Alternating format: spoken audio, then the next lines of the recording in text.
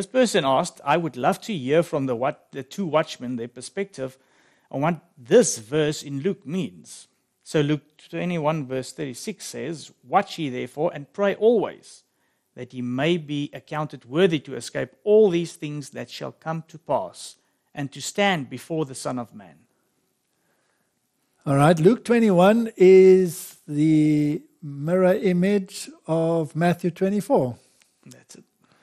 So it's about the signs of the times. Now, we can have a long discussion on this issue. I'm very happy that the questioner refers to us as two watchmen. Watchmen, what of the night? Yes. All right. And that is exactly what, like we've mentioned in the previous episode, that's what we want to be. Okay. Watchmen on the wall. So what can we glean from this verse? This verse is actually very significant. It starts with, watch ye therefore. Is it a request or is it a command? Yes, command. It is a command. Now, watching, will it save you? No. Can it put you in the right frame of mind? Yes. And then there has to come an action. All right, so people can become addicted to watching for signs, and there will be many that will label such people conspiracy theorists, right? But it is a condition that the Lord says, watch. Now, when you just stick with this word watch, what must you watch for? Well, obviously, that part will also be said in the word. Okay, so you must watch for those signs which the Lord has given as to the closeness of His coming. Now, can that influence your relationship with God? Yes, for sure. Can it move someone who is totally agnostic to becoming a believer again? Definitely, because you can see how that was predicted comes true. All right, so watching is not a request, it's a command, but it's coupled to something. Pray always. So the watching is coupled to prayer. Now, prayer is a personal communication between you and God. So if you pray to someone, does that mean you have a relationship? Yes. That's talking to Him. All right, so watching and prayer, when they are linked together, it means that you have a relationship, but the relationship has actually progressed to the point of trust. Faith. Exactly. So when you see the signs, your faith is actually strengthened. Because without faith, it is impossible to please Him. So watching linked to prayer means that you have a living relationship with Christ. Then you follow with the rest, that you may be accounted worthy to escape all these things that shall come to pass.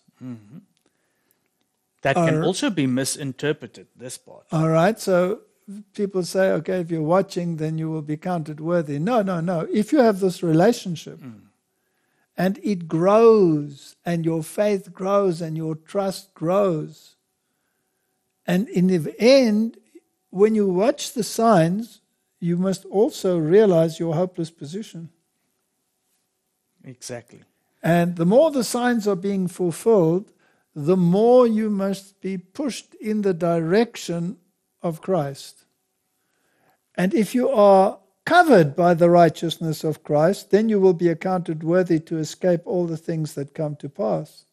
Because only those that have the white robe of righteousness will be counted worthy. You must look at the parallel texts. Without the robe, buy from me gold refined in the fire. And a robe, you need a robe that is washed in the blood of the Lamb.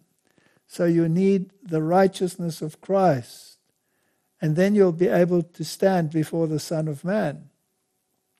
What happens to those that are not clothed with the righteousness of Christ? they will not be able to stand. They will be destroyed by the brightness of his coming, right? So the other thing also that I can see, maybe there can be some confusion in this, is that worthy to escape all things. People might perceive that they will not have to go through anything in the end. No, because we have to enter heaven through much tribulation. And if we look at type and antitype, the Hebrews were very much in the world when the plagues fell. Mm-hmm. That was the type. So the antitype, the antitypical Israel will also be in the world when the plagues fall. Yeah. So we will be here in the time of trouble. But whether we stand or fail, it depends on our relationship with Christ and depends on whether we have appropriated the righteousness of Christ. That's it. You will not be part of the annihilation of the world. Yes, but it will often seem as though you will be engulfed by it. But the Lord will have a people that will be translated. Elijah is the guarantor of that because he was translated without seeing death, and he's the representative of those that will be translated at the end without seeing death.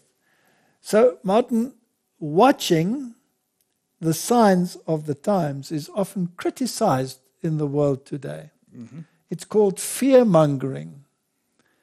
But it is a condition. And you have to be a watchman. Now, what do we do when we record WhatsApp profs and we look at the signs of the times? We are watching. That's it. We are watching to see if the things predicted in the Bible are coming to fruition. We're putting it all into perspective. All right. Now, what about those that criticize it? There's a verse in the Bible, Matthew 24, verse 48. But, and if that evil servant shall say in his heart, the Lord delayeth his coming, and he shall begin to smite his fellow servants and eat and drink with the drunken, the Lord of that servant will come in that day when he looketh not for him, and in an hour that he is not aware of. Jesus said, through his representatives, that we are not in darkness that day should overtake us. Right? Mm-hmm. We should know. Yeah. Now, how can we know? If we watch. Watch. Exactly. So you're linking it, right? Now, this evil servant is a servant.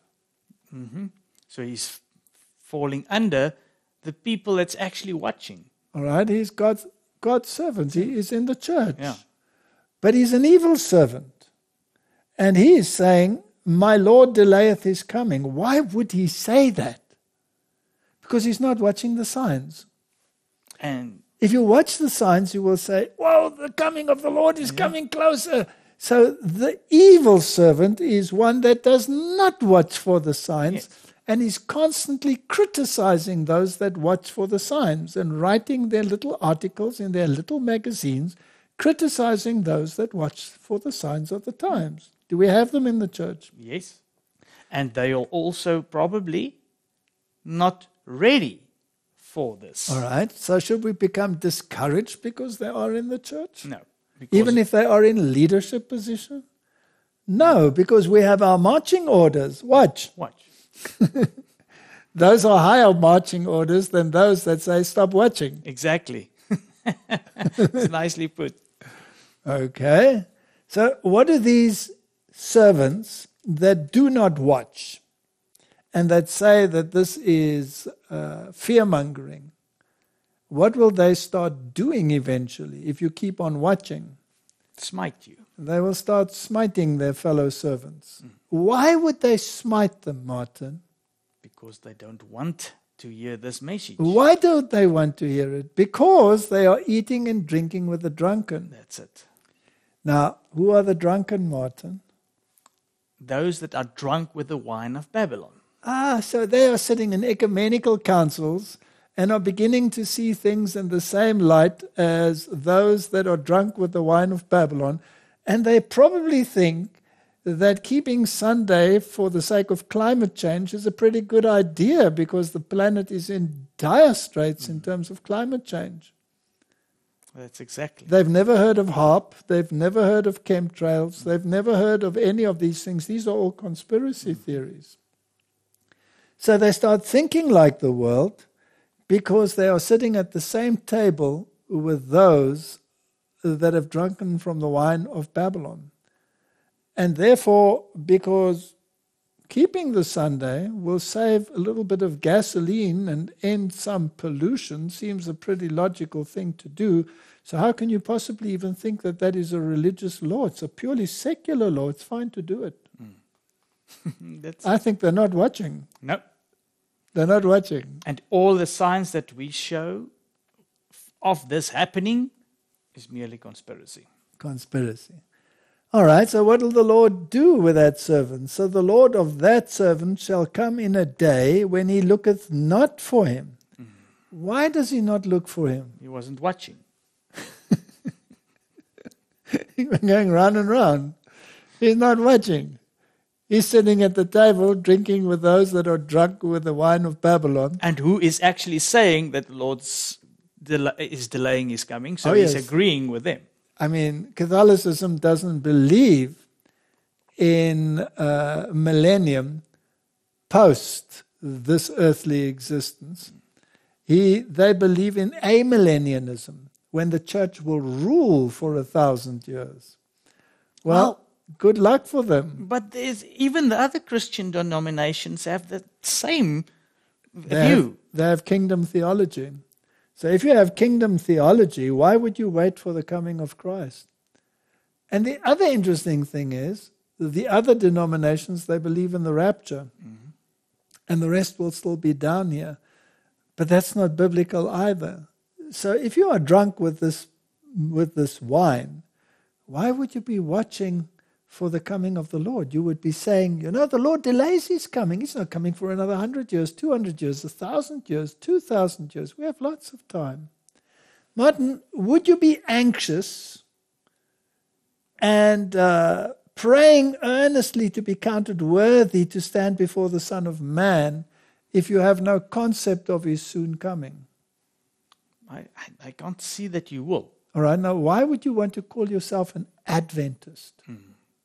What does Advent mean? Second coming, or the coming of the Lord. All right, that's the great hope, right? Yeah. Why would you want to delay it? Doesn't make any sense. No. I don't think they should call themselves Adventists. No. I don't know what we should call them. They must think of another name, but that one certainly doesn't fit. So the Lord of that servant shall come in a day when he looketh not for him, because he's not watching, in an hour that he's not aware of, because he wasn't watching. Yeah. And the sad state is that there's a lot. If we take just the 10 virgins, the sleeping virgins, yes, we've got a parallel there as well with this. Can you be a happy-go-lucky general member in the church, not worrying about the coming of the Lord and carrying on? Yes, you can. Can you be a theologian in that same category? Yes, we have them all. But the bottom line is, watch. So let's take a quote from the Spirit of Prophecy, Counsels for the Church. The danger of thinking Christ's coming is delayed.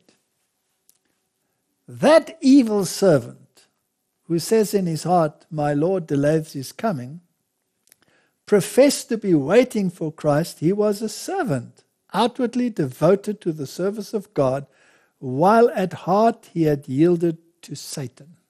True. That's pretty strong language. But it comes back to what the Bible says. If you're not for God, you're against him. That is the way. There's no sitting on the fence. No. And Jesus said, watch. And these people say, you're watching in the wrong place. We're not worried about this. He does not, like the scoffer, openly deny the truth, but reveals in his life the sentiment of the heart that the Lord's coming is delayed. Presumption renders him careless of eternal interests. He accepts the world's maxims and conforms to its customs and practices. Now, Martin, I don't want to say too much, but have we experienced, even within our own ranks, a conformity to customs and practices of the world? Not only in terms of worship style, but also in terms of specific legislations that have been introduced in the world of late. Has there been coercion in particular directions? Why? Because you have accepted the world's maxims and conformed to its customs and practices. If you take any issue, climate change, are there within our ranks people that are on that bandwagon and want to save the world from this calamity? Yes. Are we approaching the time of the second coming? Oh, for sure.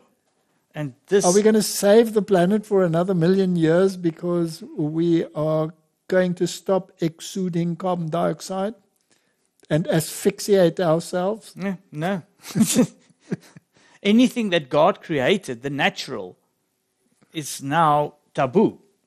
All right, so once you start thinking like the world, then you will accept the world's maxims. And then you will conform to its customs and practices. But if you are watching for the signs of the times, if you have read that Satan messes with the climate, have we read those statements in the past? Many times. That he controls the elements of nature and brings about the storms that sweep away the harvests and the houses. We shout climate change. Or no, the world shouts climate change. And the wicked servant shouts climate change. When in actual fact, it's the outworking of darker elements. In the time of Job, was it climate change that swept away the houses of his children and the harvests? No, definitely not. And that's a problem because you shift, like you say, your whole outlook on what's actually the truth. Because the watchman sits on the wall and the evil servant sits on the fence. That's right. He sits on the fence and wants to be able to play his game however the chips might fall. Dangerous thing, because once you want to stand for something, like the needle to the pole, that's no time to sit on the fence. The Bible calls that lukewarm. And lukewarm will be spat out. That brings me to another thing that just popped up in my mind. That there were even people that said, you said that we should stay in the Laodicean state, our church. That's very interesting. Can you just perhaps clear up and make that also clear again? The church is in a Laodicean state. If you remain in that state, you will be lost. That's it. Now, will the whole church climb out of the Laodicean state? Unfortunately not. No. But I am in the world, but not of the world. I am in the church, but I do not have to be of the Laodicean state to be in the church. Yes. It might be a general trend within the church, but if I remain in that state, I will be lost. Thank you. So, why would you want to conform to these practices? Selfishness, worldly pride, ambitions predominate. You don't want to appear different. But we are supposed to be a peculiar people. We are supposed to be a people that are watched not only by the world, but even by the angelic host. We are a spectacle or a showcase to the universe. Correct. Fearing that his brethren might stand higher than himself, he begins to disparage their efforts and impugn their motives. So let's say you are a prominent liberal within the church, maybe even in leadership, and these watchmen are saying the opposite to what you are saying. And your position and your ambition in your position moves you, motivates you to elevate your position over that of the watchman, then the only thing that is available to you is ridicule, because you have to get rid of what the watchman says in order to look prominent yourself. No, can't work. So must that put you off from being a watchman? No. No. That must establish you. No, it is one of the signs of the times. Yeah. Because the church is going to go in that direction. So if it doesn't go in that direction, then the Bible is wrong. Then the church is not lukewarm but hot. But it's not. It's lukewarm. So when you're a watchman on the wall, expect this to happen. So what does he start doing, this wicked servant? He starts smiting his fellow servants. He starts writing his little articles in his little papers and smites his fellow servant. Or they do their videos on YouTube. They do that too, yes. As he alienates himself from the people of God, he unites more and more with the ungodly. There are people that actually see it in the papal light. And when the papal system makes a move that appears right to them, they swallow the other morsels as well. He is found eating and drinking with the drunkard, joining with the worldlings, and partaking of their spirit. Thus he is lulled into a carnal security and overcomes by forgetfulness, indifference, and sloth. So, Martin, if you are not a watchman, if you are not watching, you are a wicked servant. You will say the Lord delays his coming. You will be forgetful of what is being taught.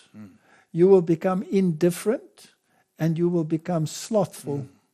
And the slothful will also be that you're evangelizing. Yes. It will be set aside. There's lots of time. Yeah. There's no need for urgency here. In fact, you've become a servant of Satan, and you do not know it. It's like the church in the time of Jesus. They had become servants of Satan. They were so rigid in keeping the law that they were willing to murder in order to keep it, which was breaking the law. Yeah. Not only in the case of Jesus, but in all the martyrs. Whether we're talking about Stephen, whether we're talking about Paul, they contrived a plot not to eat or drink until they had killed him. And they called that righteousness. That is sad. But unfortunately, that also applies to the end with us. Correct. They will think that they're doing God's service by getting rid of those that have been the watchmen.